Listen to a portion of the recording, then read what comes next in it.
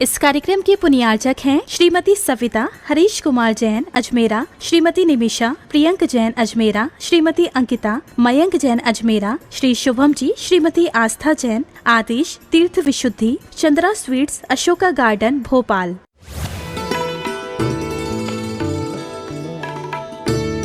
अंतिम तीर्थेश वर्धमान स्वामी के शासन में हम सभी विराजते और उनकी यह पावन पीयूष देशना हम सभी के लिए परम उपकारी। अनादिकाल से हमारी इस आत्मा में जो जन्म, जरा और मृत्यु रूपी रोग लगे, उन रोगों का उपशमन करने वाली कोई परम औषधि है तो वह एकमात्र यह जिनवाणी भव्यात्मा आचार्य भगवान महान उपकारी, जिन्होंने हमारे लिए जीवन जीने की कला सीखा। पर आज व्यक्ति अपने जीवन की व्यवस्था बनाने में इतना उलझ गया कि स्वयं को वह व्यवस्थित नहीं कर पाए। दूसरों की व्यवस्था बना लेना, माँ दूसरों के लिए व्यवस्था करना बहुत आसान। पर जितना आसान दूसरों के लिए व्यवस्था बनाना है, दूसरों की व्यवस्था बनाना है, उतना ही कठिन है अपने आप को व्यवस्थित करना। और अगर इस समाज का, इस देश का, इस राष्ट्र का प्रत्येक व्यक्ति अपने आप को ही व्यवस्थित कर दे तो शायद किसी को व्यवस्था बनाने ही ना पड़े। पर व्यक्ति के भीतर इतना कर्तृत्व ठूस के भरा है, वो ये सोचता है घर की, परिवार की, समाज की, देश की, सबकी व्यवस्था मैं बना रहा।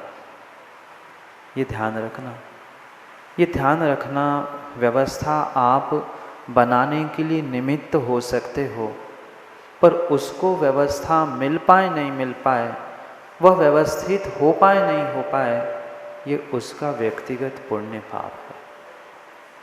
क्या आप माताओं अपने बच्चों के लिए व्यवस्थाएं नहीं करते? पर सभी बच्चे एक से नहीं।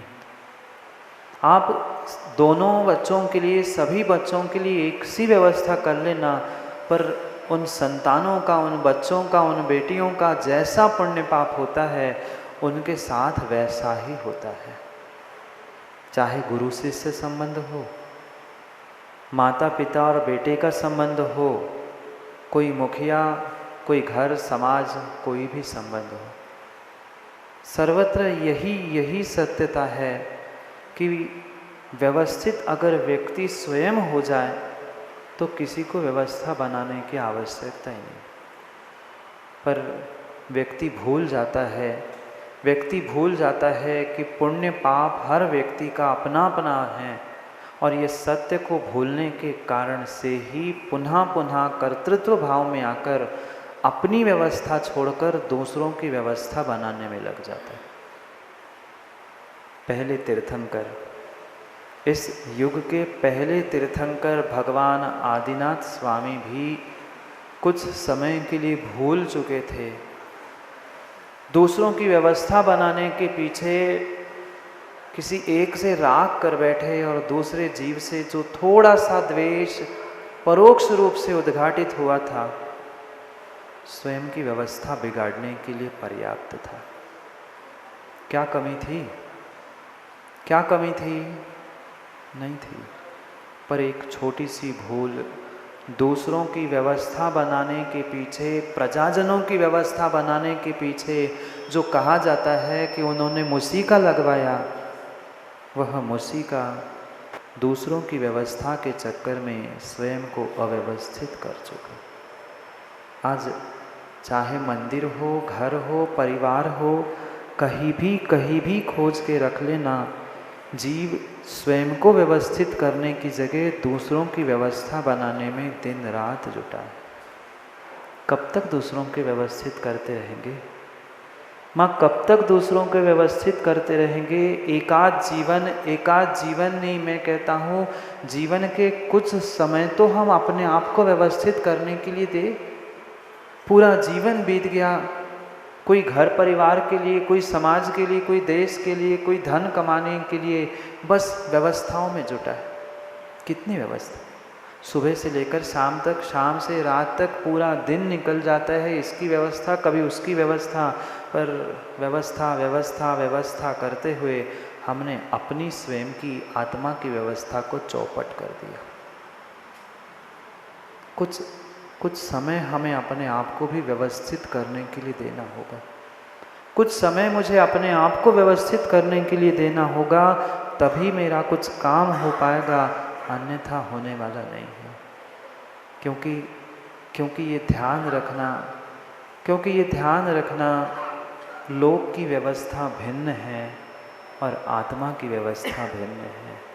आगम की व्यवस्था भिन्न है और समाज की व्यवस्था भिन्न है। व्यक्ति ये सोचता है हमारे बाप ज़्यादा से यही चलता आया है, हमारी परंपरा ऐसी है, तो यही लोक व्यवस्था हम सर्वत्र व्याप्त। नहीं, ऐसा हो नहीं सकता, क्योंकि वस्तु व्यवस्था, आगम की व्यवस्था बिल्कुल बिल्कुल बिल्कुल भिन्न है और आज की समाज की और आपकी मंदिरों की व्यवस्था बिल्कुल भिन्न है। ये बहुत बड़ी भूल व्यक्ति करता है कि आज तक हमारे घर में ऐसा होता है।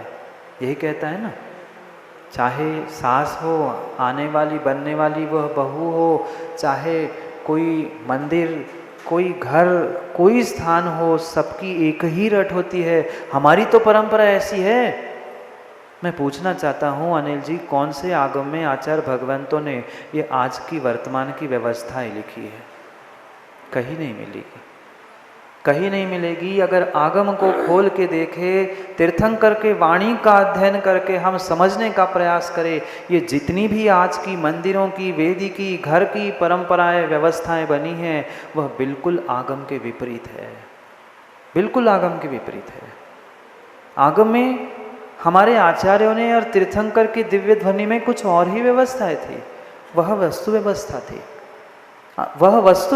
थी, पर आज व्यक्ति उस वस्तु व्यवस्था को समझना ही नहीं चाहता और लोक व्यवस्था, सामाजिक व्यवस्था को ही आगम व्यवस्था कहते हुए आरोपित कर रहा है। ये ध्यान रखना, जब भी हम सत्य वस्तु व्यवस्था से हटकर एक कदम भी रखने का विचार करें, अभी कदम रखा नहीं पर रखने का विचार भी करेंगे, तो विश्वास मानना आप सम्यक से च्युत ही हो जाओगे। बहुत आसान है दूसरे को गोधा जी मिथ्या दृष्टि कह देना। आजकल तो बहुत अच्छी गाली हो गई है, सोफेस्टिकेटेड गाली। कह दो ये तो मिथ्या दृष्टि है, इसका ज्ञान मिथ्या है, हो गई गाली। नहीं, अभी मेरे श्रद्धान के बारे में मुझे स्वयं को समझना होगा। मेरा ज्ञान, मेरा ध्यान, मेरा अध्ययन, मेरा ये धर्म को, क्रियाओं को प्राप्त कर लेना कितना सम्यक है, फिर हम किसी दूसरे पर उंगली उठा के कहे कि कौन मिथ्या दृष्टि है और कौन कैसा है। क्या करे? जीव अपने आप को टटोलने के अलावा दुनिया के प्रत्येक व्यक्ति को टटोल कर देखता है, कौन कैसा है, कौन कैसा नहीं, कौन क्या कर रहा है, और उनको समझाते समझाते अपनी व्यवस्था को बिगाड़ लेता है। यही हुआ आज तक, बिल्कुल यही हुआ कि दूसरे की व्यवस्था को बनाने के चक्कर में कि दूसरों की व्यवस्था को बिगाड़ने के चक्कर में व्यक्ति ने स्वयं की व्यवस्था बिगाड़ ली। जहाँ राग है वहाँ व्यवस्था बनाने का राग उमड़ता है, और जहाँ द्वेष होता है वहाँ दूसरों की व्यवस्था बिगाड़ने का प्रयास किया जाता है, और दोनों स्थानों में व्यक्ति ने स्वयं की, आत्मा की वस्तु व्यवस्था बिगाड़ के रख ली। सत्य को समझो। आपकी मान्यता, आपकी घर की, कुल की, समाज की परंपरा, ये सत्य व्यवस्था, सत्य का प्ररूपण हो ही नहीं सकता। होगा क्या? नहीं। जो आपके दादाजी करते थे वही पिताजी करते थे, वही आप कर रहे हो और वही आने वाला वह युवा करे, जरूरी नहीं। जरूरी नहीं है। ये कुल की परंपरा है, समाज की, देश की, किसी प्रांत की व्यवस्था हो सकती है, पर सत्य वस्तु व्यवस्था कुछ भिन्न ही है। सत्य का निर्णय बाहर के इन व्यवस्थाओं से, बाहर के पीढ़ी जात होने वाली उन क्रियाओं से होने वाला नहीं है। क्योंकि सत्य का निर्णय लोक व्यवस्था, सत्य का निर्णय समाज व्यवस्था पर आधारित नहीं है। जब तक इन व्यवस्थाओं में उलझे रहोगे तब तक कभी भी सत्य का निर्णय हो ही नहीं सकता, हो ही नहीं सकता। जहाँ जिस प्रांत में आप पहुँचो, और मैं प्रांत की छोड़ो, आपके उज्जैन में इतने सारे मंदिर हैं, उन 15-16 मंदिरों में जाकर देख लेना, सबकी क्रिया की पद्धति अलग अलग है।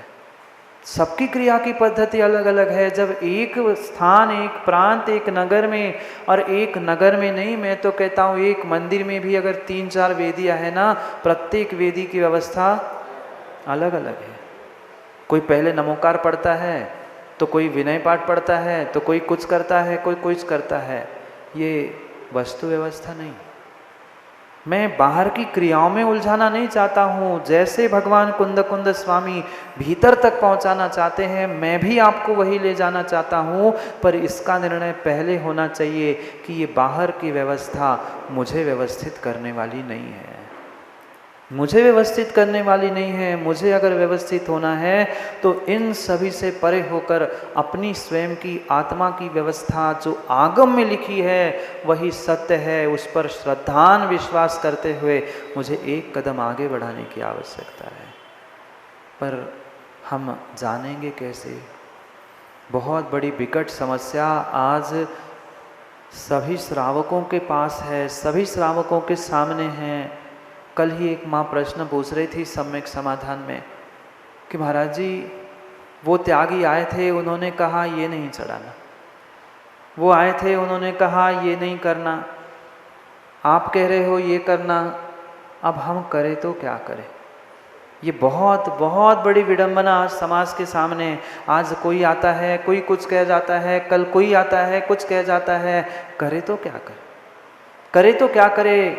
मैं तो उन्हीं सभी जीवों से कहना चाहता हूँ जो ऐसी द्विधा परिस्थिति में फंसे हैं, वो जो भी कह के जाता है उसके बातों पर विश्वास तब करना जब उससे कोई प्रमाण मांगना। पर इतनी हिम्मत कहाँ?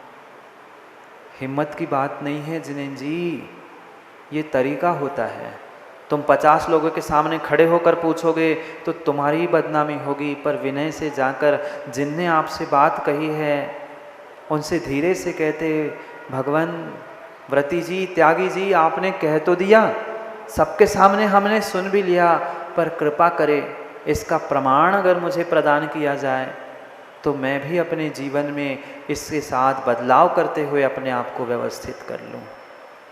पर हम सुनना ही नहीं चाहते।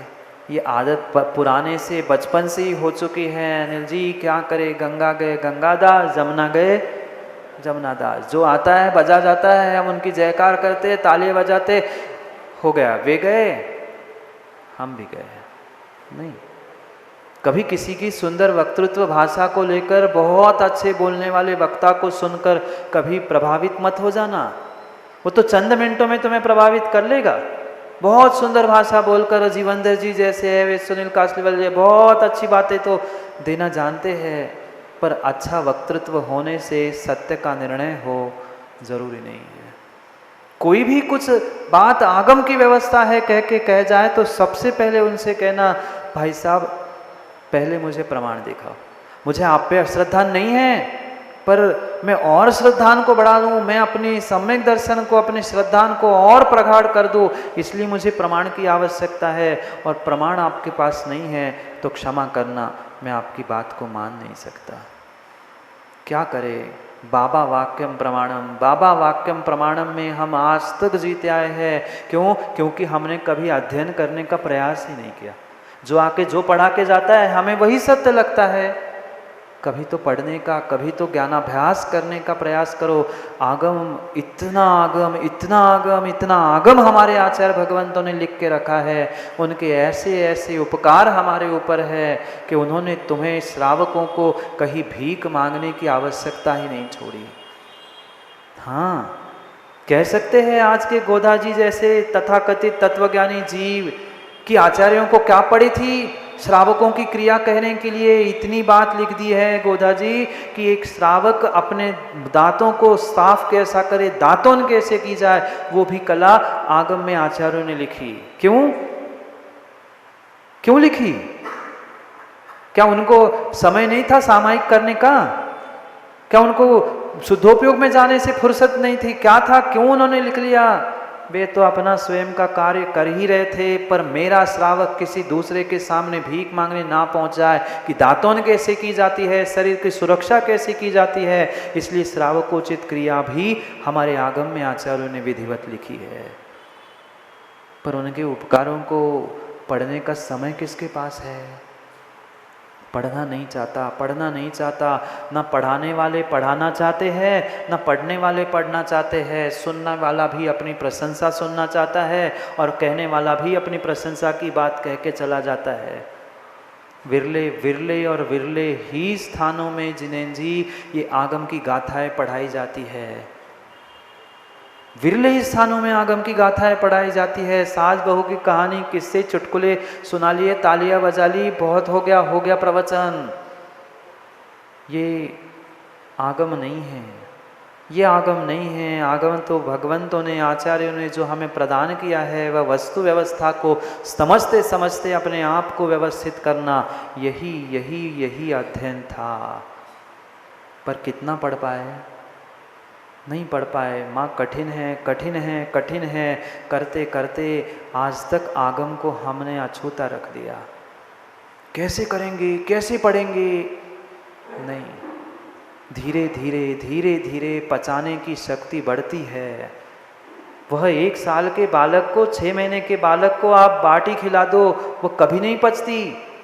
पर वही माँ जब भोजन कराते हैं पहले दाल का पानी पिलाती है, फिर धीरे धीरे और गरिष्ठ खिलाते वह जैसे 12, 15, 18 वर्ष का हो जाता है, वह बादाम का हलवा भी, बाटी भी, घी भी सब कुछ पकाना सीखता है। ऐसे हम भी तो अभ्यास करें, हम भी तो प्रयास करें। कुछ एक गाथा, कुछ एक दिन, कुछ मिनट, कुछ समय ही अपने लिए, स्वयं के लिए व्यवस्थित करने के लिए दे। बाहर की व्यवस्थाओं से हम व्यवस्थित महिपाल जी होने वाले नहीं हैं। इन बाहर की मात्र क्रियाओं से भी व्यवस्थित होने वाले नहीं हैं। बाहर की जितनी आवश्यक दान पूजा है ना, उतना ही आवश्यक आगम का अध्ययन है, स्वाध्याय है। कितने लोग पढ़ते हैं दिन में? 10 मिनट, 5 मिनट? बिरले ही होंगे 2-4 लोग जो प्रतिदिन स्वाध्याय करते हैं। बहुत आसान होता है दोषी जी, बहुत आसान होता है। मकान बना लेना, मकान एक बार बनता है। कितनी बार? एक बार जीवन में बनता है। सुंदर मकान बना लेता है कासलीवाल जी व्यक्ति, पर मकान भले एक बार बना हो, पर उसकी नाली।